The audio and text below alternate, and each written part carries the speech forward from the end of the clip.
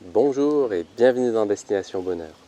Au printemps, on vous a fait quelques vidéos sur nos erreurs au verger et au potager. Et là, en fin de saison, on avait envie de vous faire un petit bilan et de vous montrer aussi nos succès, parce que autant nos erreurs, ça vous permettra d'éviter de faire les mêmes, autant nos succès peuvent vous inspirer et vous pouvez les reproduire chez vous. On vous montre tout ça? Vous voyez ce bel olivier qu'il y a derrière moi? C'est un arbre qu'on ne taille jamais, comme tous les arbres ici. Vous voyez d'ailleurs qu'il est très fourni en branches, hein, il est très touffu. Ce n'est pas le port habituel qu'on voit des oliviers, mais c'est son port naturel. Et pourtant, il donne une quantité énorme. On a déjà récolté beaucoup, là. Pour l'instant, on a récolté les olives vertes, elles sont en préparation. On en a même donné encore autour de nous. Et bientôt, on va récolter les olives noires. Et vous voyez que même sans tailler, on obtient des très très bonnes récoltes. Et j'ajoute qu'il y a 3 ans et 4 ans, on a eu des soucis avec la mouche, la fameuse mouche des oliviers, celle qui fait des olives piquées. Et conformément à nos principes ici, on a juste laissé faire. Et comme prévu, les prédateurs des mouches sont arrivés. Et l'année dernière, il n'y avait plus que 10% d'olives piquées. Et cette année, il n'y en a plus aucune. Elles sont toutes belles. Et il n'aura plus de problème avec ces mouches-là. Donc, vous voyez, juste en laissant faire, sans tailler, ni s'occuper des parasites, on obtient quelque chose de fantastique. Ça y est, cette année, nous avons enfin réussi à avoir des framboises après plus de multiples essais par rapport à l'emplacement, l'ensoleillement, le type de sol. Nous avons trouvé la solution, c'est d'avoir un sol qui soit beaucoup plus carboné et qui ait moins cet équilibre azote-carbone qu'il est nécessaire d'avoir au potager. Donc ce qu'on a fait, c'est pour avoir un sol carboné, on a rajouté de la sciure de bois qu'on a récupéré suite à des tailles qu'on a faites. Et ça a permis d'avoir un sol qui soit adapté pour les framboisiers. Et merci Eric de la cabane autonome qui nous a aussi donné cette petite astuce qui a bien fonctionné.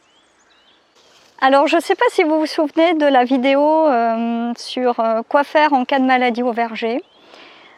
Nous avions pris l'exemple de ce pêcher qui a pris la cloque cette année, donc il a perdu toutes ses feuilles, on n'a pas eu de pêche sur cet arbre. Et nous avons décidé, suite à l'état de santé de l'arbre, de ne rien faire et de le laisser faire par lui-même. Et on observe, nous sommes au mois d'octobre, que les feuilles ont bien repris. Il nous a même fait de jolis pousses et il s'en est sorti tout seul comme un grand. Vous savez qu'ici, l'abondance, c'est une thématique qui nous tient particulièrement à cœur. Et c'est d'ailleurs un des principes de la permaculture, c'est de partager les excédents. Et justement, hier, j'ai déterré quelques petits pruniers mirobolants pour les offrir. Et j'ai tordu ma fourche, je ne sais pas trop si ça se voit à la vidéo là. Mais quand on partage les excédents, la vie nous récompense. Et vous voyez que l'après-midi même, il y a cette fourche-là qui est arrivée, offert par le voisin d'un de nos amis qui l'a jeté. Et en plus, c'est une fourche plus ancienne, elle est plus épaisse, elle est plus robuste, elle ira très très bien. Vous voyez, quand on offre l'abondance, la vie nous le rend au décuple.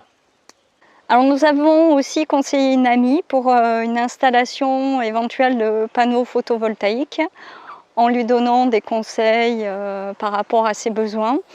Et en échange du temps passé avec elle, elle nous a offert une jolie petite poule qui s'appelle Neige. Et c'est la nouvelle arrivée. Et merci à notre amie. Et si vous suivez notre chaîne, vous vous doutez bien que nous sommes interdits de resto. Et pourtant, cette année, on n'a jamais fait autant de repas avec des amis. Il y en a tout le temps. Et en plus, on partage des plats qui sont vraiment formidables. Sans compter que le resto chez nous, c'est aussi dans le jardin. Voici également l'arbre à faisan. Celui-ci est parti d'une bouture il y a maintenant 2 ans. Et en fait, c'est un arbre qui, comme vous le voyez, il a bien poussé. et il est très bien adapté à la fois à notre terre argileuse ainsi qu'à notre climat. Et en plus de ça, il fournit des petites baies qui sont noires lorsqu'elles arrivent à maturité et qui ont un léger goût de caramel. Et c'est juste un délice. Autre réussite, les topinambours. Les topinambours, c'est un légume vivace qui, ma foi, est bien adapté à notre terrain et qu'on replante un peu partout parce que ça se débrouille tout seul. Donc vous voyez, ceux-là en quelques années, il devient bien grand là, il est même parti carrément dans le pêcher. Et au fur et à mesure, ça s'étend naturellement. Alors, on récupère les bulbes et on en plante à droite à gauche dans les jardins et on le laisse faire. Et d'ici quelques années, on aura des topinambours disponibles partout. Ils ont d'ailleurs déjà très bien poussé. On a longtemps cherché ce qu'on pouvait mettre comme engrais vert, puisqu'on a eu quelques déceptions. On a un certain nombre d'engrais verts qui ont mal poussé sur le terrain. Et on a trouvé la consoude. Voilà, la consoude, ça se développe très bien, ça s'agrandit. Et on va pouvoir enrichir le sol avec ça. Ça va pomper tous les minéraux du sol profond.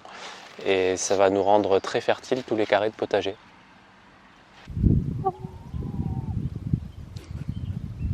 Autre succès, et ça c'est un vrai plaisir, cette année on est 100% autonome en fruits sur toute l'année. C'est-à-dire qu'on commence à avoir des fruits à partir de mi-mai et on a des fruits en continu jusqu'à la fin de l'année, jusqu'à fin décembre, notamment entre autres grâce à ce beau figuier. Et on a une production qui est largement suffisante quand on les déshydrate les fruits en trop ou quand on stocke les pommes, pour pouvoir tenir tout l'hiver. Donc on a vraiment ce plaisir-là et ça c'est un travail depuis longtemps qui est maintenant abouti et ça nous fait bien plaisir. Et cette année, nous avons eu la bonne idée, pas comme les années précédentes, de planter nos légumes d'hiver pendant le mois de juillet. Et ça commence à pointer son nez.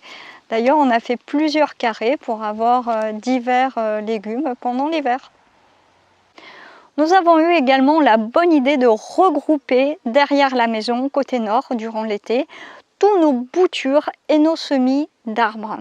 Ce qui nous a permis de mettre un point d'eau à proximité et d'arroser quasiment tous les jours ou tous les 2 jours tout ce qui était présent dans cette zone.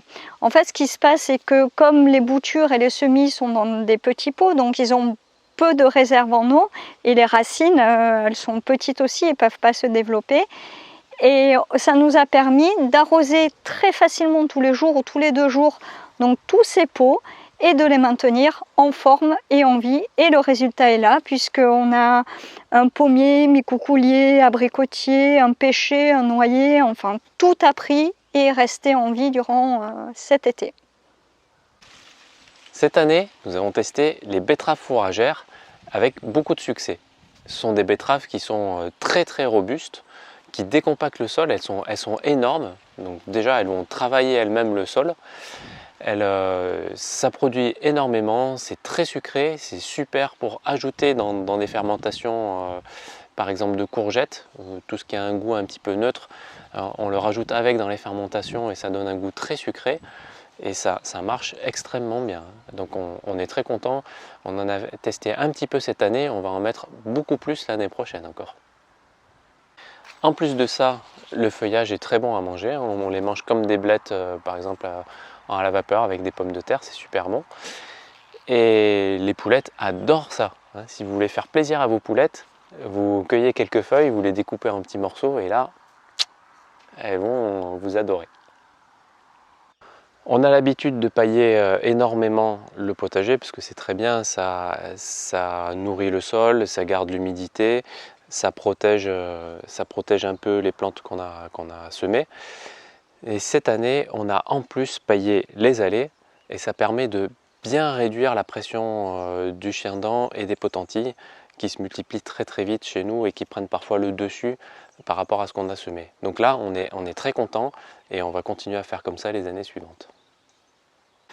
Donc sur le terrain, il pousse une quantité de pruniers mirobolants, comme celui que vous voyez ici, un très joli petit prunier mirobolant, voilà, qui pousse spontanément. Et c'est génial parce que ça en fait des arbres qui sont très robustes, ils sont poussés sur place, hein, on ne les a pas plantés, ce sont les oiseaux qui ont replanté les graines. Et ils sont parfaits pour faire des greffes, parce qu'on a déjà plusieurs pruniers mirobolants, donc c'est inutile qu'on en ajoute d'autres.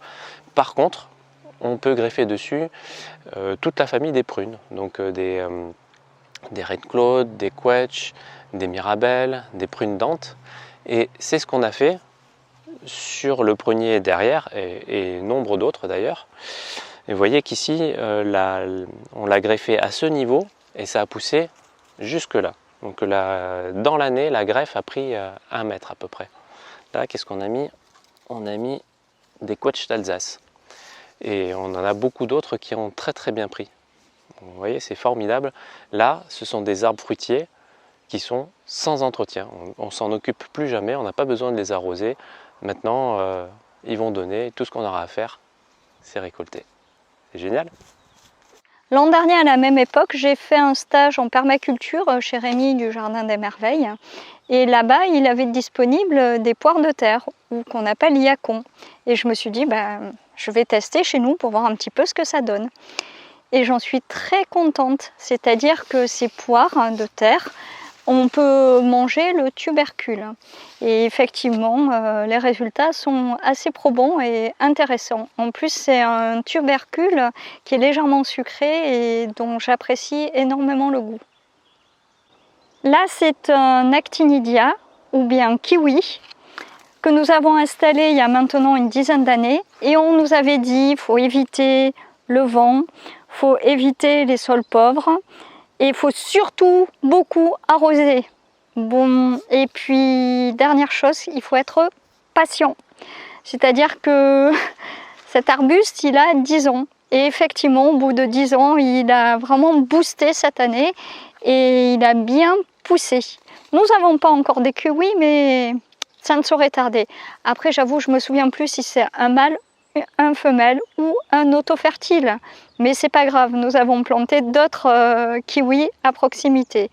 Heureusement, de toute façon, il y a la vigne qui a énormément produit cette année et qui nous a donné des fruits, mais vraiment très bons.